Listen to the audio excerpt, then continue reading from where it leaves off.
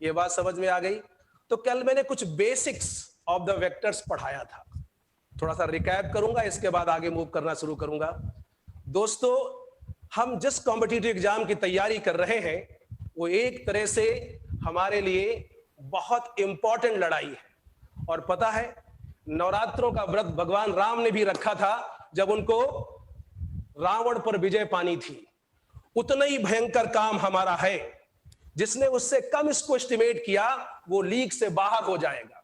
Choice आपकी है, choice आपकी है कि आप सफलता पाना चाहते हैं या नहीं।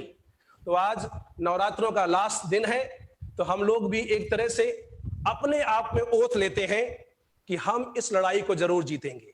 और आपके साथ इस जंग में मैं डॉक्टर अनुप दीक्षित आपकी मदद करने के लिए तैयार हूं, बिकॉज मुझे मालूम है आपके कैरियर से, रिपीट कर रहा हूं, आपके कैरियर के बनने से ही मेरा कैरियर बनता है।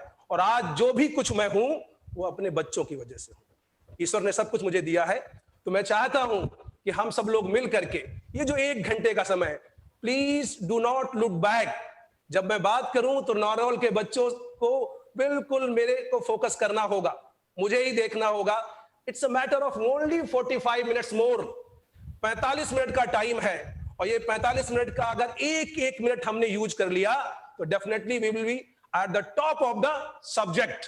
तो प्लीज केयरफुली मुझे सुने, और मैं रिक्वेस्ट करूंगा जो भी बच्चे अभी सोहाली के बच्चे ज्वाइन किए हैं कि प्लीज टाइम से आइए। वैसे ही हमारे पास टाइम कम होगा, आपका कीमती समय है। चलो मेरे पास हो सकता है टाइम ज्यादा हो, किसी के पास टाइम ज्यादा नहीं होता है, तो प्लीज टाइम का ध्यान रखिए। तो बच्चों, कल मैंने वेक्टर पढ़ाया और मैंने कहा कि मैकेनिक्स को 0 से पढ़ाऊंगा और मैकेनिक्स को यहां खड़ा कर दूंगा। ये मेरा वादा है कि आप मैकेनिक्स से बात कर पाएंगे, बट उसके लिए क्या करना होगा, कमिटमेंट के साथ मेरे साथ आना होगा। वो कमिटमेंट बहुत इंपॉर्टेंट है, और जब आप कमिटमेंट शो करेंगे तो सब कुछ अच्छा होने वाला है। तो कल मैंने वेक्टर का श्री गणेश किया और आपको कुछ बातें वेक्टर के बारे में बताई। Last phase of the lecture में मैंने आपको 3 इंपॉर्टेंट लॉज डिस्कस किए, मैं वहीं से रिकैप करूंगा। मैंने अपने लेक्चर के लास्ट पार्ट में 3 इंपॉर्टेंट लॉज डिस्कस किए थे, उन लॉज के बारे में मैं बात करूंगा। सबसे पहले मैंने कहा कि वेक्टर्स को ऐड करने के लिए 2 अप्रोचेस होती हैं। एक अप्रोच है जिसको हम लोग कहते हैं ग्राफिकल अप्रोच। एक अप्रोच होती है ग्राफिकल अप्रोच।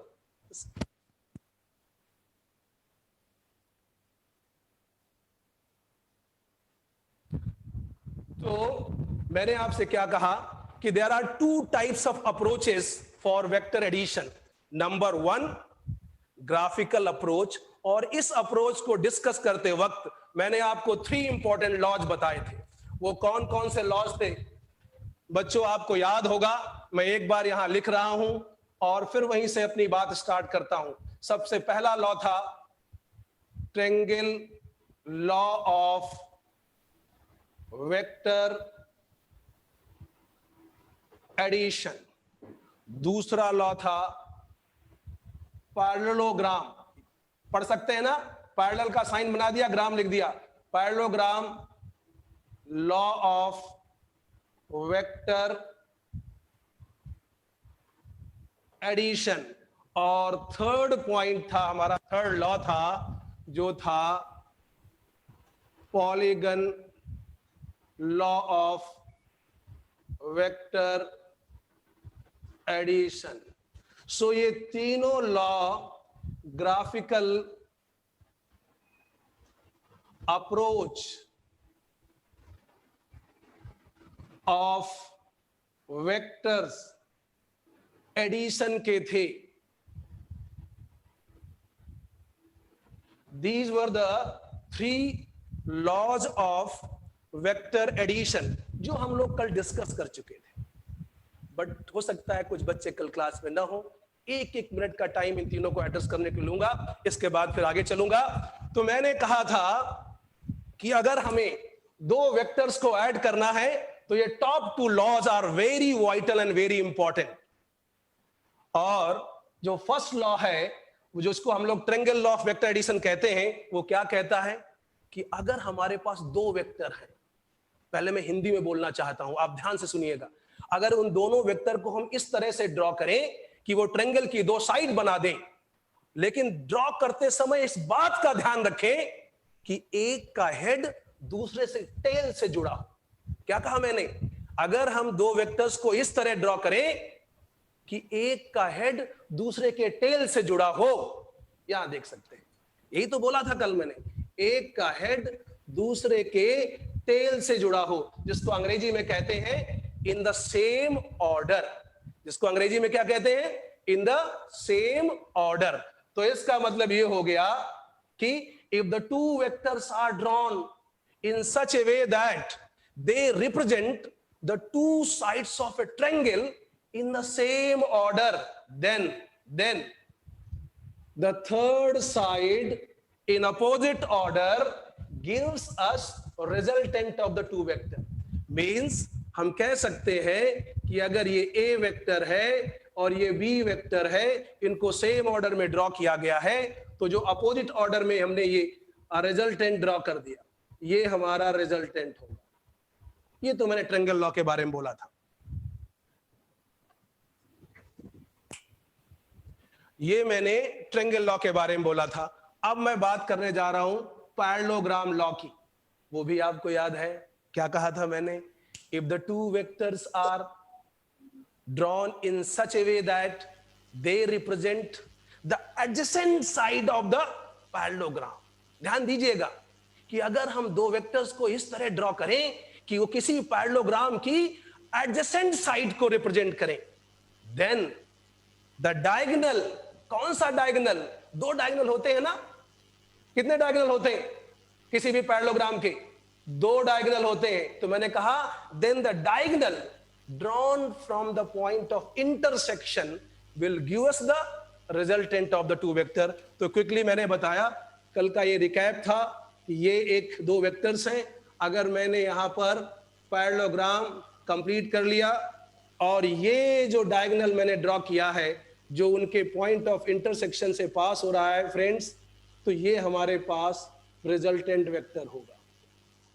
ये कल मैंने बताया था, ठीक है।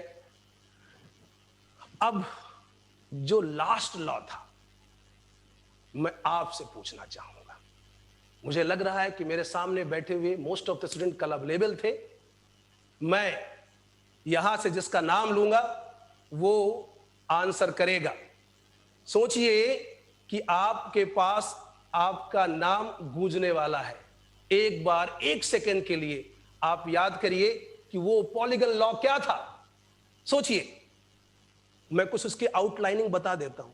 क्या है कि polygon law more than one vectors को ऐड करने का ग्राफिकल फॉर्मूला था, ग्राफिकल लॉ था। तो याद करो, तमन्ना कहीं बैठी हैं क्या? कल मेरी उनसे इंटरेक्शन हुआ था। आप बताइए, माइक उनके पास पहुंचना चाहिए। अगर तमन्ना बैठी हैं तो माइक उनके पास पहुंचे और मेरे प्रश्नों का जवाब दें। Please hold the mic, raise your hand. Who is Tamanna? कल मेरी से बात हुई थी उनकी, आज क्लास में नहीं है। Sir, कोई she is बात absent नहीं। today. हाँ, क्या करें? Sir, absent है वो। अच्छा, एब्सेंट है। तो बेटा आपका नाम क्या है? Sir, I'm Anjali. अच्छा, अंजलि। Yes, sir. तो अंजलि, कल आप क्लास में थी बेटा? Yes, sir. तो क्या आपको पॉलीगन लॉ याद है? Yes, sir. बताएंगी? बताइए। Sir, जब वेक्टर्स आप प्लीज आप बैठे रहिए, कोई बात, आप बैठ करके आंसर करिए, कोई इशू नहीं है। बी कंफर्टेबल और आराम से सोच के, और घबराइए भी नहीं। गलत बताएंगी तो मैं सही करने को खड़ा हूं ना। आया किस लिए हूं? आपको सही करने के लिए आया हूं। तो आप आराम से बोलिए, बोलिए। सर, जब वेक्टर को किसी की टेल और हेड से जब मिलाया जाता है, अटैच किया जाता है, तो जो उसकी जो लेफ्ट जो बची हुई साइड होगी, जो हमारे पास नहीं होगी, वो रिजल्टेंट होगी और वो उन सभी वेक्टर्स का सम होगी। बिटिया ने ऑलमोस्ट सही बताया है।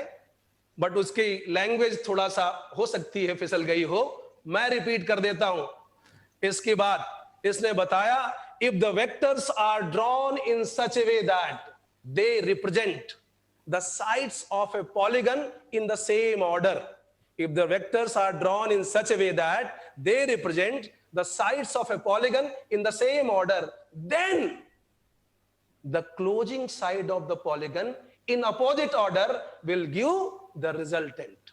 याद आ गया सबको?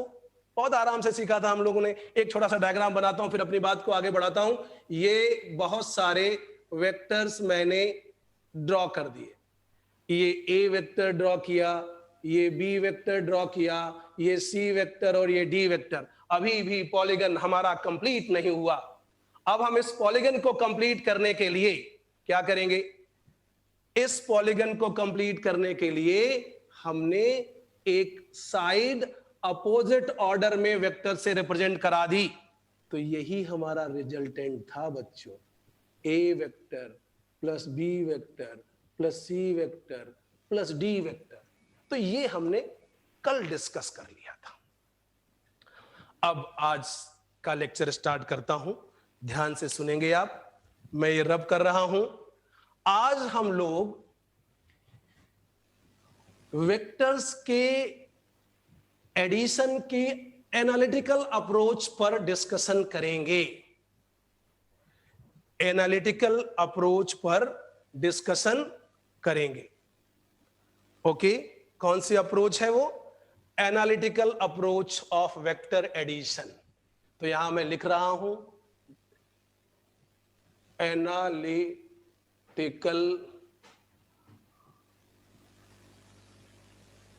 Approach of vector addition. देखिए, ये जो लॉ पढ़े हमने, जैसे हाथी के दो दांत होते हैं, एक दिखाने वाले एक खाने वाले। दोनों की जरूरत है। दिखाने वालों से यह समझ में आता है सामने आने वाला जानवर भयानक है, जिसको हाथी कहते हैं, और जो छोटे दांत होते हैं वो एक्चुअल यूजफुल होते हैं। तो वैसे ही अब हम लोग इन एक्चुअल यूजफुल कॉन्सेप्ट पर बात करेंगे, जिसकी हेल्प से हम लोग न्यूमेरिकल हैंडल करने वाले। देखो बेटा, बहुत बेसिक से चल रहा हूं। मैं आपसे वादा करता हूं उन ऊंचाइयों तक भी पहुंचाऊंगा आपको जहां पर कॉन्सेप्ट एक्चुअल कॉम्पिटिटिव एग्जाम में आते हैं, लेकिन हमको चलना तो सीखना पड़ेगा। ठीक है, तो घबराइए नहीं। जिनको इन्होंने पढ़ रखा हो वो पेशेंसफुली ध्यान से सुनते रहें। तो एनालिटिकल अप्रोच है और मुझे दो वेक्टर्स को ऐड करना है।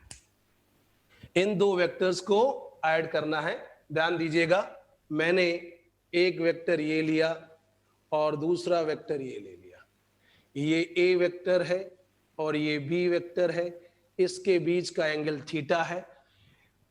पैरेललोग्राम लॉ का यूज करके हम लोग न्यूमेरिकल फॉर्मूला निकालने जा रहे हैं, जिसको हम लोग एनालिटिकल अप्रोच कहते हैं, जिसको हम लोग एनालिटिकल अप्रोच कहते हैं। तो दोस्तों, ये पॉइंट जहां पर दोनों वेक्टर्स एक्ट कर रहे हैं, हमें पता है पैरेललोग्राम लॉ से कि ये हमारा रिजल्टेंट होने वाला है। हमने क्या किया, छोटा सा मॉडिफिकेशन किया। यहां पर अपनी बात को निकालने के लिए मैंने यहां एक परपेंडिकुलर डाल दिया और यहां से इसको ज्वाइन कर दिया। ऑफ कोर्स ये क्या होगा, कितना एंगल होगा? I hope everyone knows that it is 90 degree. अब हमने क्या किया, मुझे मालूम है कि आप सभी जानते हैं कि ये दोनों sides means opposite sides of the parallelogram are equal in length. तो इसका मतलब ये हो गया, ये साइड ए वेक्टर के मैग्नीट्यूड से रिप्रेजेंटेड होगी। ये एंगल भी थीटा होगा। हम लोग रिजॉल्व करना कल सीख चुके थे। हॉरिजॉन्टल कंपोनेंट ये क्या था, ए कॉस थीटा। वर्टिकल कंपोनेंट कल बताया था, ये क्या होगा, ए, मन में तो बोली दो, साइन थीटा। क्या होगा ये, ए साइन थीटा। ट्रायंगल से associated one of the most important theorem, जिसको पाइथागोरस थ्योरम कहते हैं, सभी बच्चों को पता है, उसका यूज करेंगे हम लोग। तो हमारे पास सीधा सीधा रिजल्टेंट आएगा आर। ये हाइपोटेनस रिप्रेजेंट कर रहा है, परपेंडिकुलर और बेस दोनों का स्क्वायर करने वाले हैं। तो बेस कितना है बच्चों? ए कॉस थीटा प्लस बी। तो यहां लिख दिया मैंने ए कॉस थीटा प्लस बी, इसका होल स्क्वायर, प्लस सामने वाला है ए साइन थीटा, इन दोनों का होल स्क्वायर। अब मैं डिटेल में, सबको पता है, पढ़ रखा होगा आपने, अदरवाइज चलो लिख ही देता हूं। A square cos square theta B square plus 2ab cos theta plus A square sine square theta. ये और ये दोनों को क्लब कर दिया, cos square theta plus sine square theta plus 2ab, नहीं बी स्क्वायर छूट गया, यहां लिख देते हैं B square plus 2ab cos theta. दोस्तों ये फॉर्मूला हम लोग बचपन से पढ़ते चले आ रहे हैं। मेरे बचपन का मतलब है 10th में आपने ट्रिग्नोमेट्री शुरू किया और वो आपको पता है, इसको 1 रखेंगे। अच्छा, इधर भी स्क्वायर करना चाहिए था, ठीक है, या तो स्क्वायर रूट लेना चाहिए था। अब मैं स्क्वायर रूट साथ साथ ले लेता हूं, तो मेरे पास यहां क्या आ जाएगा, A square plus B square plus 2ab cos theta. बच्चों इस फॉर्मूले की हेल्प से बिना कोई ग्राफ ड्रॉ किए, बिना कोई ग्राफ ड्रॉ किए, बिना कोई पैरेललोग्राम या ट्रायंगल ड्रॉ किए, हम लोग स्ट्रेट वे इन दोनों वेक्टर्स के रिजल्टेंट को निकाल सकते हैं। दोनों वेक्टर्स के रिजल्टेंट को निकाल सकते हैं। हमें पता क्या होना चाहिए? पहले वेक्टर का मैग्नीट्यूड, दूसरे वेक्टर का मैग्नीट्यूड और दोनों वेक्टर्स के बीच का एंगल पता होना चाहिए। अभी एग्जांपल दूंगा मैं, समझ में आ जाएगा। बट ये तो मुझको क्या मिल गया? ये मुझे रिक्वायर्ड वेक्टर का मैग्नीट्यूड मिल गया। दोस्तों क्या मिला? रिक्वायर्ड वेक्टर का मैग्नीट्यूड मिला। लेकिन चाहिए क्या हमको? हमें मैग्नीट्यूड और डायरेक्शन दोनों चाहिए। बात समझ में आ रही है? तो हाथ खड़ा करो कि सब लोग, मैं सभी पूरे मतलब डिस्प्ले में मुझे हाथ खड़े नजर आने चाहिए। सोहाली जो सबसे बाद में ज्वाइन किया जिन्होंने, प्लीज, समझ में आ रहा है क्योंकि आप पढ़ तो चुके ही हैं। थानावास आप भी लेट आए, बस जल्दी आइए, आपका इंतजार कर रहा था मैं। ठीक है, तो चलिए यहां पे अब मुझे रिजल्टेंट का मैग्नीट्यूड निकल गया। मुझे क्या चाहिए? रिजल्टेंट की डायरेक्शन।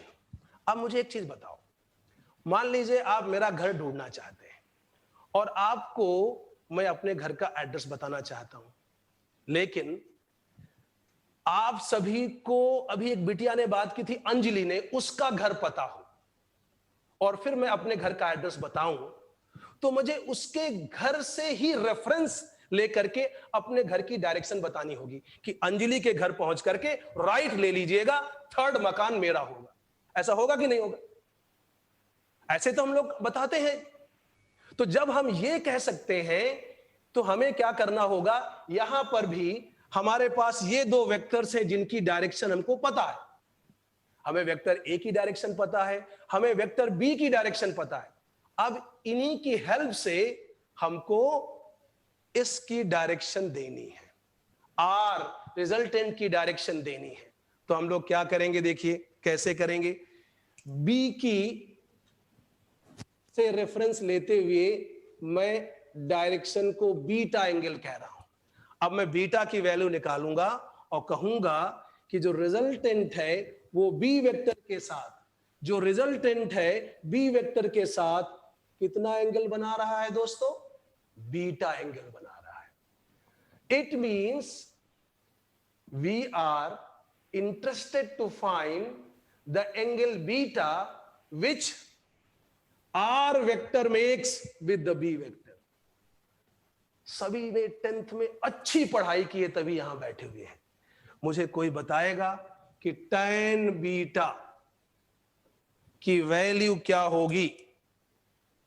tan बीटा हमने पढ़ा था, पाकिस्तान भूखा प्यासा, हिंदुस्तान हरा भरा, ठीक है, पढ़ा कि नहीं पढ़ा? वहीं से आपको सबको याद आ गया होगा। tan का मतलब होता है परपेंडिकुलर अपॉन बेस। परपेंडिकुलर क्या है हमारे पास? a sin थीटा, और बेस क्या है?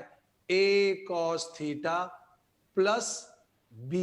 या ऐसा करते हैं, इसको यूं लिखे तो ज्यादा अच्छा रहेगा, रिमेम्बरेंस इजी हो जाएगी।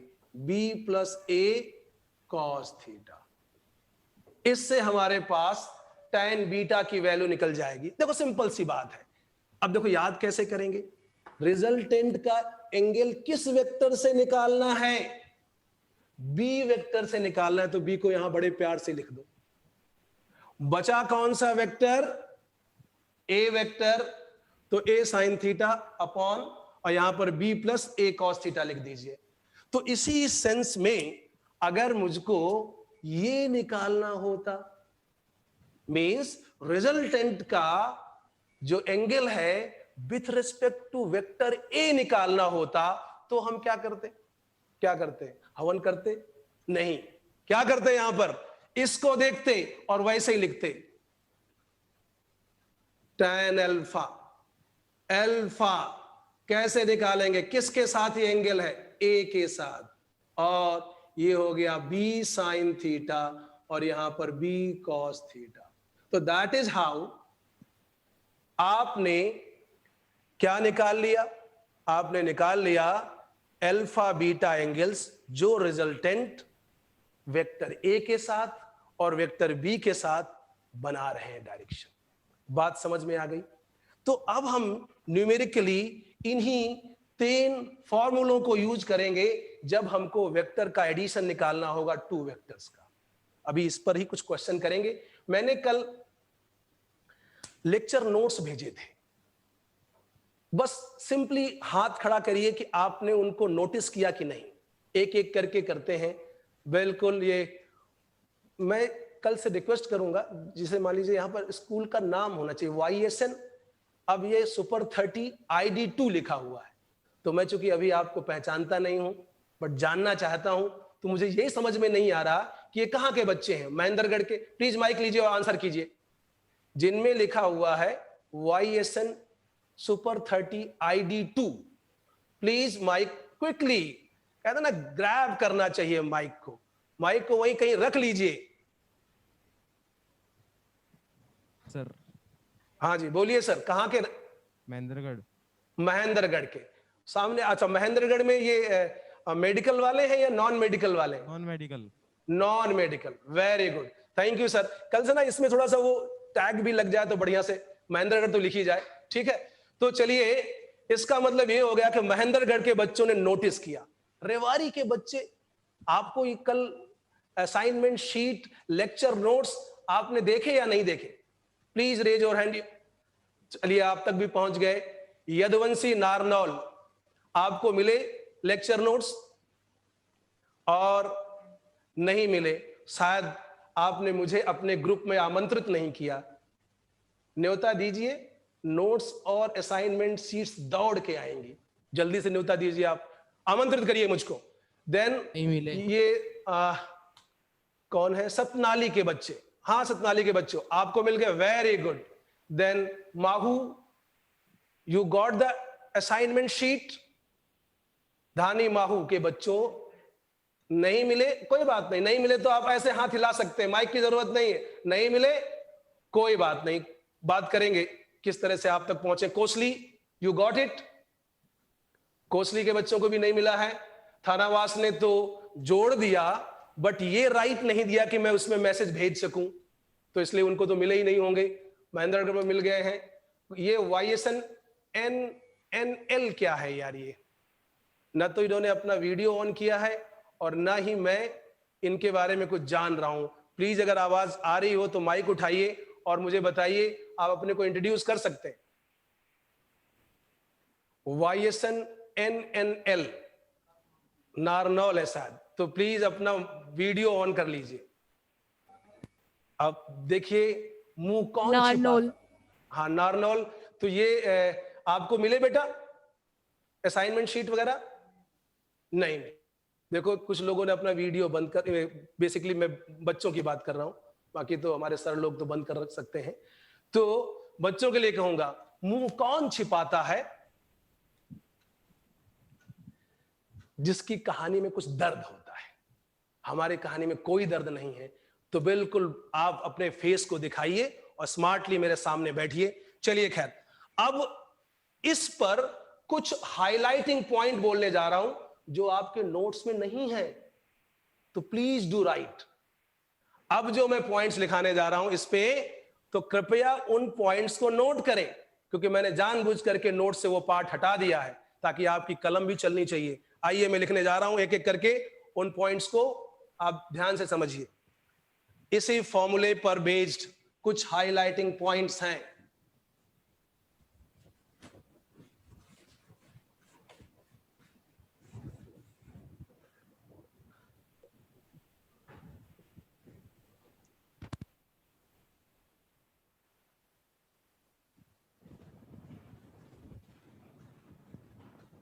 देखिए,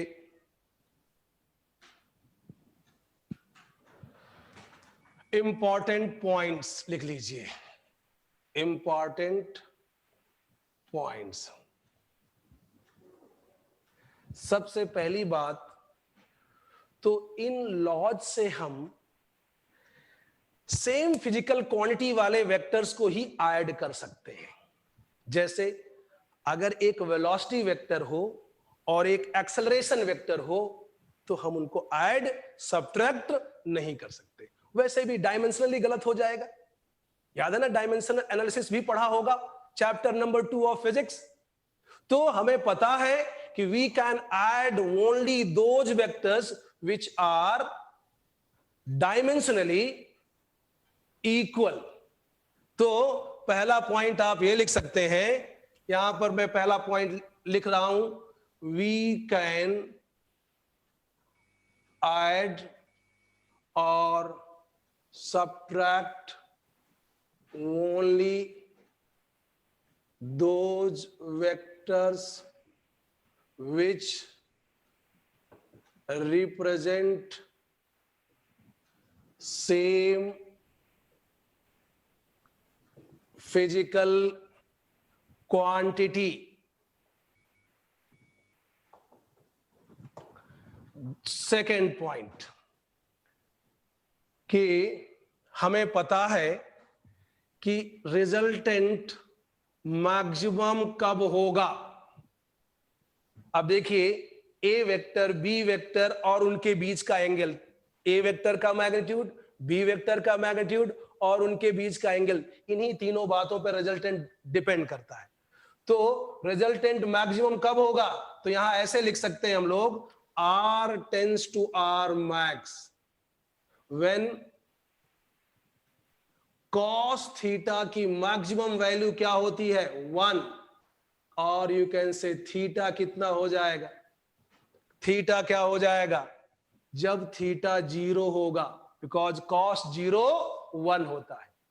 इससे हमें कंक्लूजन मिला कि R max की वैल्यू अगर उस फॉर्मूले में डाली जाए, किस फॉर्मूले में, जरा देखते हैं।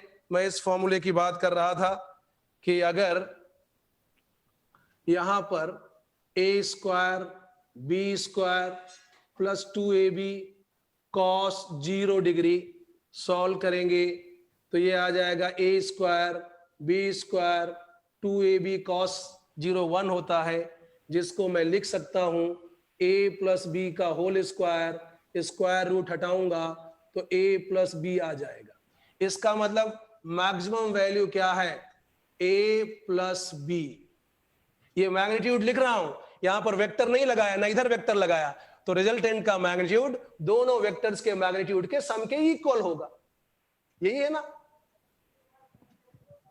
अब देखिए यहां पर इसी में R tends to R minimum, means resultant vector minimum कब होगा, तो हमें पता है कि उसके लिए क्या होना चाहिए, व्हेन cos थीटा।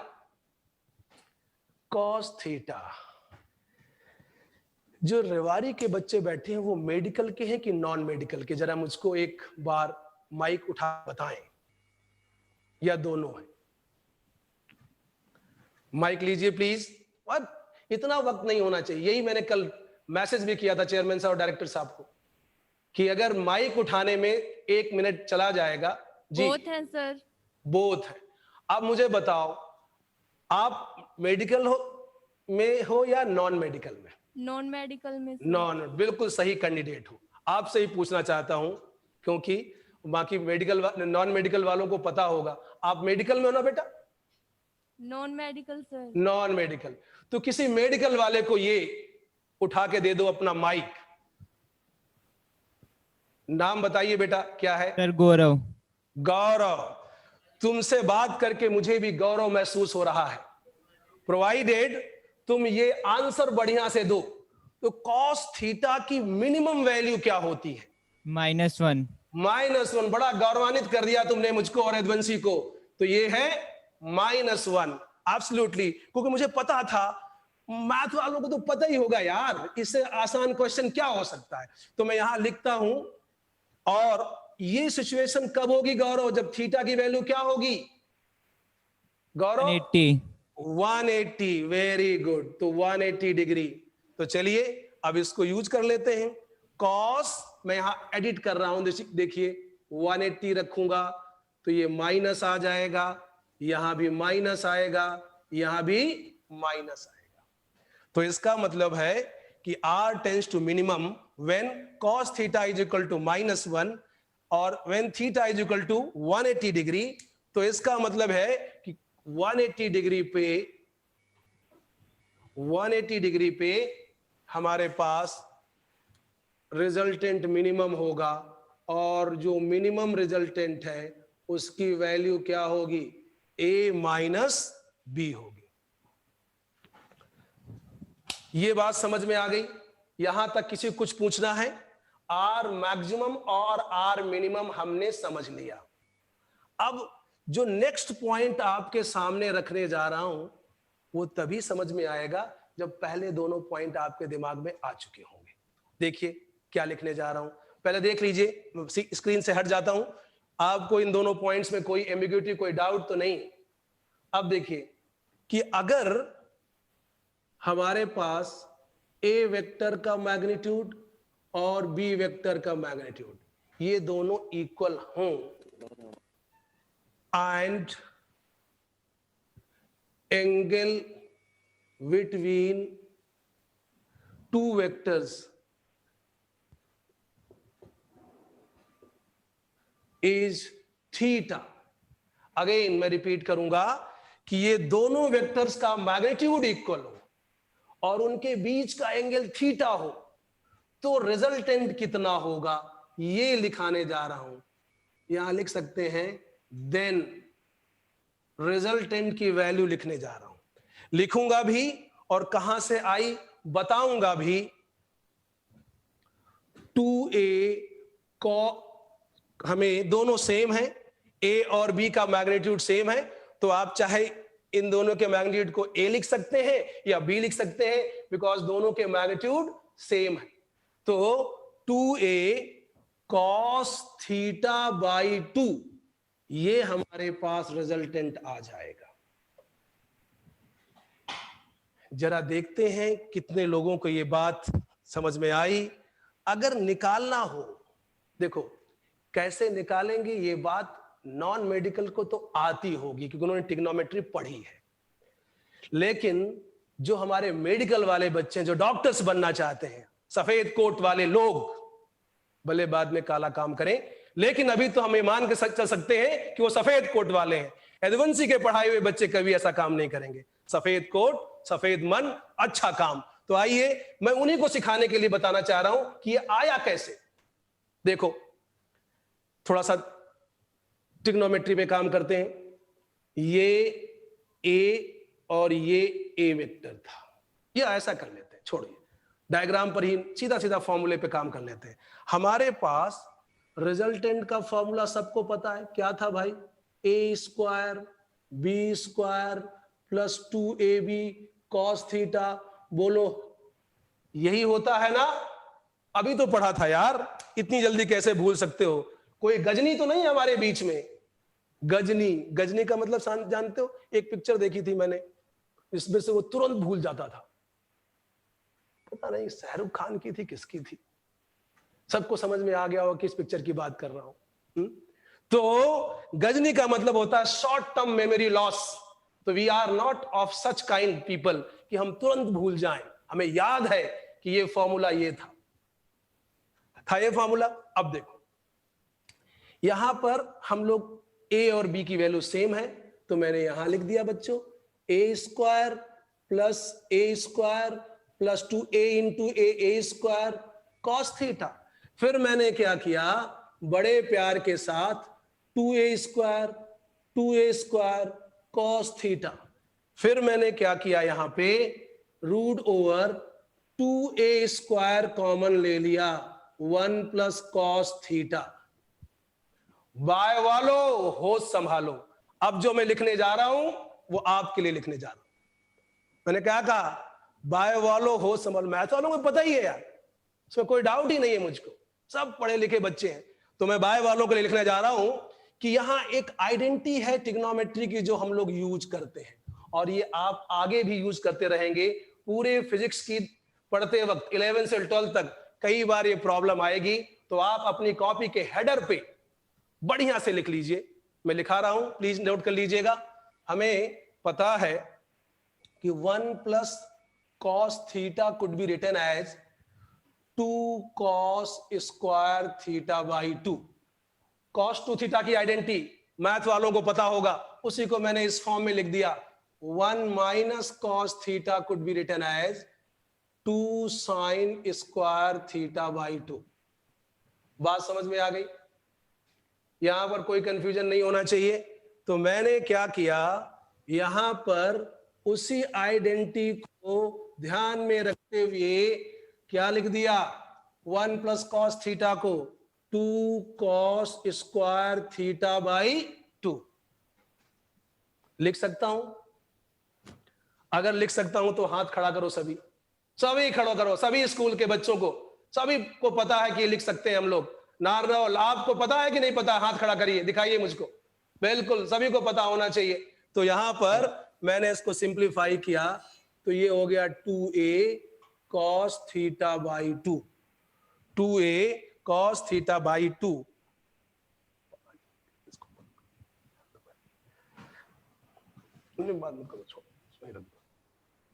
ठीक है, तो ये हमारे पास यहां से आया था, इसकी जरूरत नहीं है। सीधा सीधा इस पॉइंट को आप रिमेंबर करें और उस पॉइंट को याद रखेंगे, फिर कोई कंफ्यूजन नहीं होगा। तो मैं रब कर रहा हूं और अगले पॉइंट पर जाने की कोशिश कर रहा हूं, क्योंकि यहीं से न्यूमेरिकल्स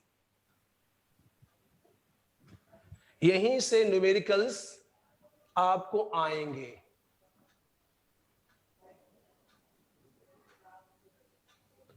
अब देखिए यहां पे एक बात और नोट की जा सकती है, मैं यहां लिखना चाहूंगा कि देखिए फोर्थ पॉइंट क्या है। फोर्थ पॉइंट कि अगर ये सब कुछ सेम हो, if mod A vector is equal to mod B vector and angle between two vectors, इसका सिर्फ उस फॉर्मूले को यूज करने के लिए बोल दे रहा हूं, 90 माइनस थीटा हो, देन जो रिजल्टेंट आएगा बच्चों वो 2a साइन थीटा बाई 2 हो जाएगा। क्या लिखा मैंने? 2a साइन थीटा बाई 2 हो जाएगा। एक और बात यहां समझ सकते हैं, अगर दोनों vectors, vector A is perpendicular to B vector, तब रिजल्टेंट निकालने का सबसे आसान फॉर्मूला आपके सामने है, A square plus B square root के अंदर, simple Pythagoras theorem, nothing else. ये बात समझ में आ गई हो? क्योंकि अब जो मैं बात बताने जा रहा हूं ये इमेजिनेशन पर बेस्ड होगी, थोड़ा इमेजिन करना पड़ेगा फिलहाल। तो अब तक की बात क्लियर है कि नहीं? क्लियर है? तो फिर एक बार मेरी खुशी के लिए हाथ खड़ा कर दीजिए, देखूं तो कम से कम हमारे बच्चों को सारी चीज समझ में आई कि नहीं आई। बहुत बेसिक कॉन्सेप्ट था, सभी को समझ में आ गया। कोसली क्यों साथ में बैठे हुए हैं, हाथ क्यों नहीं ऊपर खड़ा कर रहे? अगर समझ में आया तो हाथ खड़ा करिए यार, है? और मैं देख रहा हूं कुछ बच्चे बड़े जोश में रहते हैं, महेंद्रगढ़ वाले बच्चे भी पूरे फॉर्म में रहते हैं। देखिए ये कंपटीशन है। आपको बता दूं, ये आपका सौभाग्य है और शुरुआत नवरात्रों से हो रही है। क्या कि आप इतने सारे बच्चे एक साथ खड़े होकर पढ़ रहे हो, एक साथ जुड़ के पढ़ रहे हो। मैं कहना ये चाह रहा हूं। और अभी जब मैं डाउट क्लियरिंग सेशन लूंगा तो कोसली से पूछा गया डाउट सभी को क्लियर हो रहा होगा। हो सकता है पढ़ते वक्त आपने उस बात को मिस किया। क्यों mass study is sometime productive? Because ये हम लोग टेक्निकल स्टडी कर रहे हैं और समटाइम्स क्या होता है, कुछ बातें हमारे दिमाग में उस समय हिट नहीं होती, लेकिन जब दूसरा बच्चा डाउट पूछ रहा होता है तो सबसे जो peculiar beauty of this transmission system is that कि हम लोग एक साथ जुड़ करके पढ़ रहे हैं, तो उसका यूज करिए। तो मुझे बताइए, यहां तक किसी को डाउट हो तो please pick up the mic and ask me, because the next 2 points are very crucial, very important. पूछना चाहते हैं, बताइए। किसी को भी कुछ पूछना है? नहीं पूछना है? ध्यान रखिए, कभी मेरा मूड आ सकता है पूछने, मैं पूछ सकता हूं आपसे, मैं भी पूछ सकता हूं। चलिए खैर, मैं 2 मोर पॉइंट्स बताने जा रहा हूं, ठीक है? ध्यान दीजिए, क्या है 2 इंपॉर्टेंट पॉइंट्स। मैं पहला पॉइंट रब करूंगा और आपके लिए इस पे बताने जा रहा हूं ये दोनों पॉइंट्स। और ये दोनों ही पॉइंट ऐसे हैं जो डिफरेंट कॉम्पिटिटिव एग्जाम्स में हमारे सामने आए हुए हैं। आपको पता है ना, कोप्लेनर वेक्टर्स, वो वेक्टर्स जो एक ही प्लेन पर लाई करते हैं। कोप्लेनर वेक्टर का मतलब है वो वेक्टर्स जो एक ही प्लेन पर लाई करें। तो क्वेश्चन है कि how many minimum coplanar vectors are required to get the resultant 0। ये क्वेश्चन आया हुआ है। तो अब मुझे बताइए, कितने लोगों को पता है ये बात? हाथ खड़ा करिए, सुनना चाहता हूं। पता होगा बच्चों को, सबने पढ़ रखा है। जरा बताइए कि the minimum number of coplanar vectors required to get the resultant 0। मतलब मैंने कहा चमत्कार को नमस्कार है। जिसने आज चमत्कार दिखाया, मैं रिकमेंड करूंगा चेयरमैन साहब के से आपको कि ये बच्चा वर्सटाइल है और इस पर स्पेशल ध्यान दिया जाए। Come on, get up, pick up the mic, answer me. बताइए किसको पता है? 3। नाम बताओ अपना। गौरव। गौरव। सभी लोग क्लैप करिए इसके लिए, तालियां बजाइए तब, ताकि सुनाई पड़े सबको। बिल्कुल सही आंसर दिया इसने। Gaurav, you are from Rewari. Definitely I am going to meet you one day. मैं आऊंगा और आपसे मुलाकात करूंगा और आपको यह पेन गिफ्ट करने वाला हूं। जादुई पेन है, याद रखना, मेरा पेन बहुत काम का है। गौरव, याद रहेगा मुझको। Gaurav from Rewari. Are you medical from batch और non medical batch? Medical batch. Medical batch. अबे तो मेडिकल वाले तो बड़ी धमाल मचा रहे हैं वहां पे, मुझे पता ही नहीं था। मैं इंजीनियर हूं तो मेरे दिमाग में रहता है कि नॉन मेडिकल अच्छा कर रहा होगा। आज आपने मेरा मिथ तोड़ दिया यार, बहुत अच्छी बात है। तो गौरव, बिल्कुल यही स्टेटमेंट में रिपीट करने वाला हूं, नोट करिए प्लीज। क्या लिखेंगे? लिखेंगे 5th 6th पॉइंट पर क्या लिखेंगे? लिख लीजिए please. The minimum number of coplanar vectors, the minimum number of coplanar vectors required to get the resultant 0 is 3। 3 ऐसे वेक्टर कम से कम हमें चाहिए एक प्लेन पे जिसका रिजल्टेंट 0 हो सकता है। बात समझ में आ गई? और ये बहुत बढ़िया क्वेश्चन था। गौरव ने बड़े ही अद्भुत तरीके से आंसर दिया। I am very happy. ठीक है Gaurav, all the best for your future life. आइए अब दूसरे पॉइंट पर चलते हैं। यही क्वेश्चन अगर मैं रिपीट कर दो सर। रिपीट कर दूं? मैं लिख भी देता हूं, रिपीट भी कर देता हूं बेटा। ओके, मैंने लिखा यहां पर the minimum number of coplanar vectors required to get the resultant 0 is 3. कितने होने चाहिए? 3.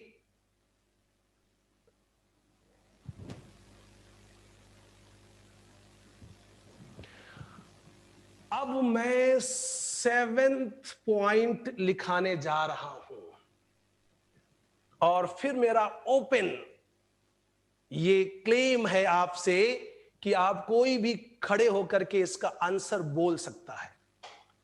और देखिए, गौरव का नाम अब सारे स्कूल के बच्चे जान गए होंगे। जो कॉम्पिटिटिव विश्व वाले बच्चे होंगे, जिनकी फितरत में जीतना ही होता है और जो जीतना ही चाहते हैं कंपटीशन में, उनको जरूर ये नाम याद रहेगा कि अगली बार क्वेश्चन मेरे मुंह से निकले, आंसर गौरव की जगह कोई और दे रहा होगा। फीस तो सभी दे रहे हो ना, कोई मुफ्त में पढ़ रहा है क्या? सभी फीस दे रहे हैं तो सभी को सीखने का अधिकार है, सभी को अच्छे से कॉन्सेप्ट आना भी चाहिए। तो प्लीज ढंग से पढ़िए। मां बाप इंतजार कर रहे हैं आपके सक्सेस का। They are counting day by day for your success day, and I am sure that day will be their Deepavali. जब आप उस दिन सक्सेस लेके आओगे तो मां बाप की वही दिवाली का समय होगा बच्चों। तो आपको तो करना ही चाहिए मेहनत। तो अगला मेरा प्रश्न यही है कि क्या यह स्टेटमेंट मोर देन या नॉन कोप्लेनर वेक्टर्स के लिए ट्रू है या नहीं? जवाब चाहिए मुझको। कोई भी माइक उठा सकता है, इतने सारे बच्चों में। स्टेटमेंट रिपीट कर रहा हूं। The 3 vector which are non coplanar can we have their resultant 0? क्या उनका रिजल्टेंट 0 हो सकता है? थोड़ा इंट्यूशन भी रखोगे तब भी आंसर दे दोगे, क्योंकि यहां जब मैंने ये पॉइंट लिखा है और बार बार कोप्लेनर पर बात कही है, तो नॉन कोप्लेनर के लिए तो ये सच होना ही नहीं चाहिए। तो कोई भी खड़ा होकर आंसर दे देता और मैं उसकी तारीफ कर रहा होता कि no, it is not possible. तो फिर कितने कम वेक्टर चाहिए हमको? मिनिमम कितने वेक्टर चाहिए कि नॉन कोप्लेनर वेक्टर्स को के रिजल्टेंट को 0 बनाने के लिए? मैं बता रहा हूं, जिसने बता दिया वो हीरो बन जाए। 4। बताइए। हाँ, कोई बोल रहा है? Yes sir. हाँ, रिपीट करो बेटा, अभी मैं सुन नहीं पाया। जोर से बोलो। Yes. How many vectors? How many? 4। 4 vectors are needed. मजा आ गया। नाम बताओ, किसने बताया? रमन। पांसु। प्रांशु। रमन। पांसु। रमन। रमन। अपने स्कूल का भी नाम बताओ बेटा, तुम्हारे स्कूल में सही से लिखा नहीं, भूल गया मैं। रेवाड़ी। रेवाड़ी से। रमन, तुम भी तो यार अद्भुत बच्चे हो यार, मजा आ गया। तो फिर अगला स्टेटमेंट मैं लिखा रहा हूं और इसके बाद मैं क्लास कंक्लूड करूंगा। आपको यहां लिख रहा हूं, आप उसको नोट करिए। क्या है ये? देखिए, मैं लिखने जा रहा हूं, द मिनिमम, नहीं ऐसे नहीं, पहले इसको इस तरह लिख लेते हैं ताकि ये बात भी याद रहे कि 3 से काम नहीं बनेगा, कि the resultant of 3 non coplanar vectors can never be 0. The resultant of 3 non-coplanar vector can never be 0. फिर यहीं लिख सकते हो, the minimum numbers of non-coplanar vectors whose resultant is 0 will be 4. कितने होंगे? जोर से बोलो वहां पर कि पड़ोस वाली क्लास भी पढ़ ले और लगे कि ऑनलाइन में ढंग से काम हो रहा है, ये पॉइंट आपने लिख दिया। अब बच्चों 2 मिनट का टाइम आपका और लूंगा और ये बताना चाहूंगा कि जो असाइनमेंट शीट और नोट्स आप तक पहुंचे हैं और जिनके यहां नहीं पहुंचे हैं, please inform to your coordinator कि वो मेरे से they should be get in touch with me so that you can get all the facilities which we are going to provide you. जो हम आपको देना चाहते हैं वो सारी सुविधाएं आपको मिले, इसके लिए उनको हमसे कनेक्ट होना पड़ेगा। कोई प्रॉब्लम है तो आप डायरेक्टर साहब को बताइए, वो सीधा सीधा कनेक्ट करेंगे मुझसे। एक और बात बताना चाहता हूं कि जो असाइनमेंट शीट गई है, अब तक जो मैंने पढ़ाया है, अब आप असाइनमेंट शीट कंप्लीट कर सकते हो। There are 11 questions, they are known as concept clearing questions, जो इमीडिएट फॉलो अप किए जाते हैं आफ्टर लेक्चर। तो लेक्चर के तुरंत बाद जो फॉलो अप किए जाते हैं वो क्वेश्चंस है, उनको आप ट्राई जरूर करें। आसान है, इतना पढ़ने के बाद तो जरूर आसान है। और फिर प्लीज ग्रुप में ये जरूर लिखें, अगर आप ग्रुप में लिख सकते हैं, और मेरा नंबर आप तक पहुंच चुका है। I will be highly happy if you mention कि सर मैंने आपके क्वेश्चन कर लिए, या आप लिख दे sir 7th question is in doubt, तो जब नेक्स्ट क्लास में मैं आऊंगा तो मैं 7th क्वेश्चन जरूर फोकस कर रहा हूं।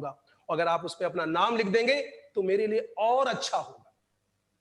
नाम लिख देंगे तो मुझे और कंफर्टेबिलिटी होगी आपको एड्रेस करने में। और लास्ट स्टेटमेंट मेरा यह है कि एक पिक्चर थी जिसका नाम था कोई मिल गया। क्या था? कोई मिल गया, ऋतिक रोशन की पॉपुलर मूवी। जीवन में कोई नहीं मिलता है कि कोई मिल जाए, मेरे सर पे हाथ फेरे, मैं फुटबॉल में लात मारूं, वो आकाश में चली जाए, वापस ही ना आए। ऐसा रियल लाइफ में संभव नहीं है। हम आपकी मदद कर सकते हैं बढ़िया से, लेकिन एक्चुअल वर्क किसको करना पड़ेगा? आपको, because you are the hands of the teacher. आपको रिजल्ट देना होगा, उसके लिए आपको मेहनत करना होगा। बस आज के लिए इतने ही। नवरात्रियों को एक बार फिर से शुभकामनाएं। Thank you, God bless you. Bye. बोलना चाहूंगा अभी, ऑन करो माइक, चीज बोलना चाहूंगा अभी सर की क्लास है, 2 मिनट में सर की क्लास स्टार्ट हो रही है।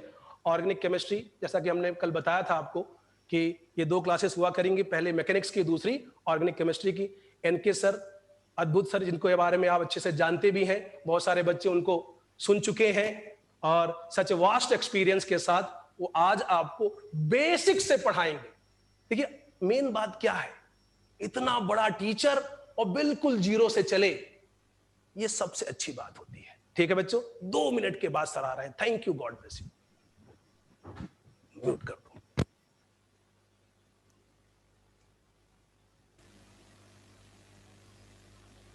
Thank you, sir. Thank you.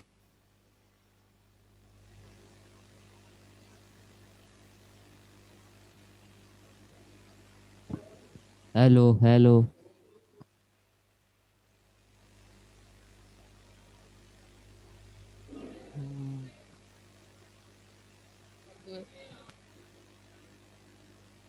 Hello देखो, हेलो। हाँ बेटा, अभी आपकी आवाज आ रही है, और अभी सर 5 मिनट में 2 मिनट में क्लास शुरू कर रहे हैं। प्लीज कीप सिटिंग, क्योंकि ये दोनों क्लासेस बैक टू बैक होनी है। It has been instructed by director to every school of yours कि जिसके बाद, हाँ 1 मिनट का ब्रेक ले सकते हो, थोड़ा सा फ्रेश हो सकते हो 1 मिनट के लिए, बस सर फिर इसके बाद कंटिन्यू करेंगे।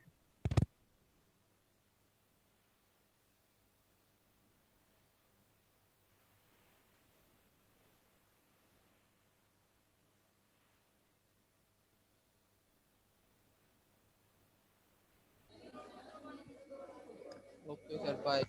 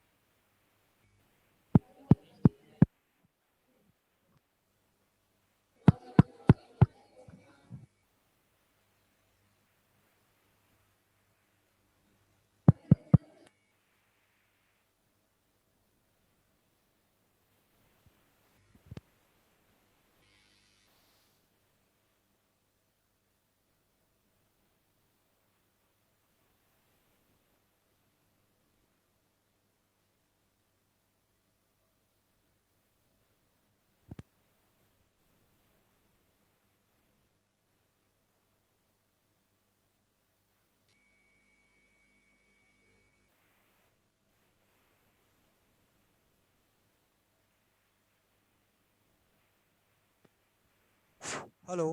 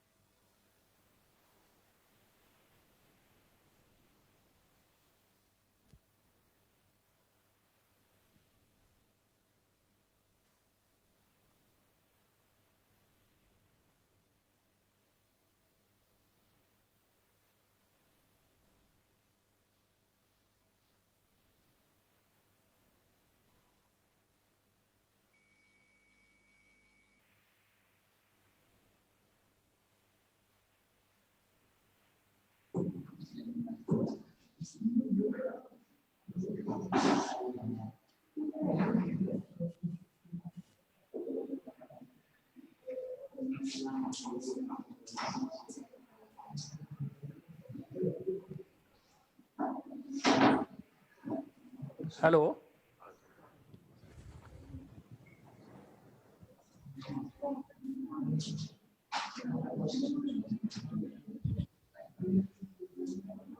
मार्कर में जरा इंक डालना ना, इंक डालना ये ऑन है।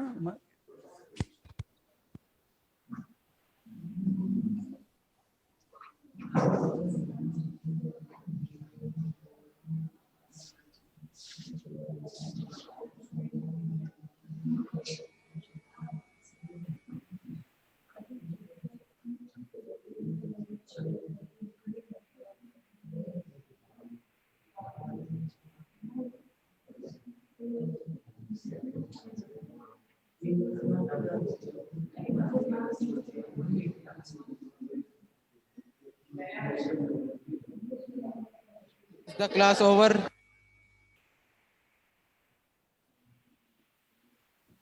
नहीं, क्लास अभी जस्ट स्टार्ट होने वाली है।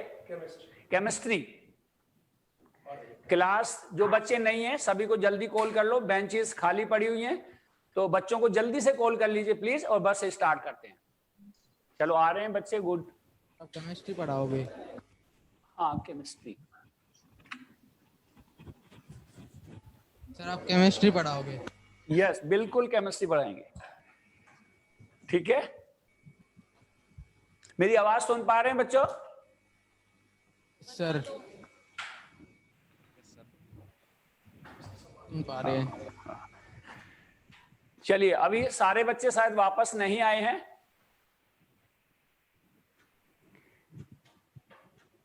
हेलो बच्चों,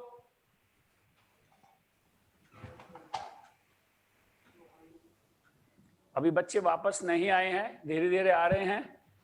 ये धानी माऊ और सतनाली और आपका कोसली और थानवास, सोहली और महेंद्रगढ़ और नारनौल किधर है भाई? अच्छा महेंद्रगढ़, YSNMG महेंद्रगढ़ और नारनौल किधर है भाई? Sir Narnaul, raise your hand, very good, बहुत बढ़िया। नारनौल के बच्चों से तो मैं वैसे भी मिला हुआ हूं, बट आई थिंक ये मेडिकल बैच है, engineering? Medical. Medical, okay. But मैंने पढ़ा था